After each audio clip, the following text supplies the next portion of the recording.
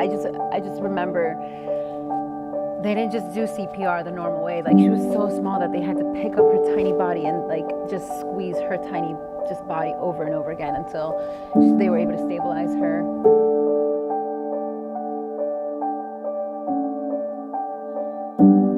So her life expectancy was 7 months old. And at that point, it was already 5 months.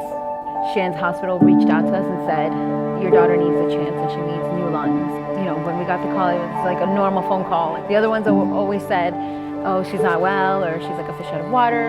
After wanting that phone call so much in the beginning and then not getting it so many times, it's just like a bad news phone call.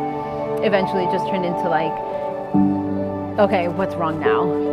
Like, let me know, what is it? Do I need to come right now? Is she gonna make it out of this today? And a lot of times they weren't even sure, and I was running to the hospital so many times to just make sure that I was there if this is gonna be her last breath.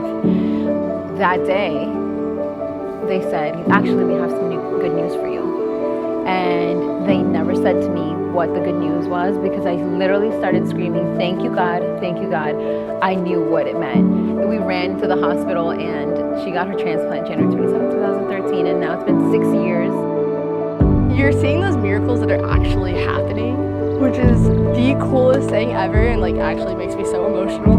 But you're seeing them and they're growing up, and like every time Nate comes to the marathon, he's a year older and he's 4 inches taller, can run faster, has hit another milestone. And it's like your miracles are actually helping these kids live their lives, and it's the coolest feeling in the entire world. When you hear the family stories and you remember your why, it is so worth it. And it doesn't matter about anything else you have going on in your life.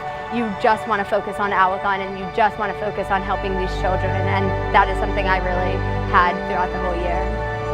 We're not doing this for ourselves. We're not building a resume. This isn't a resume builder. This isn't for our own good. It's to help those kids and those kids only.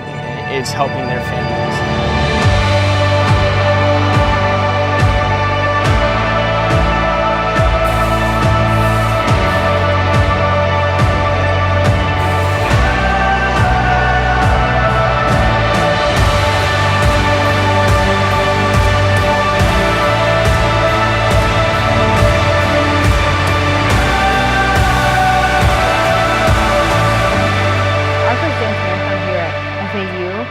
She was in a wheelchair.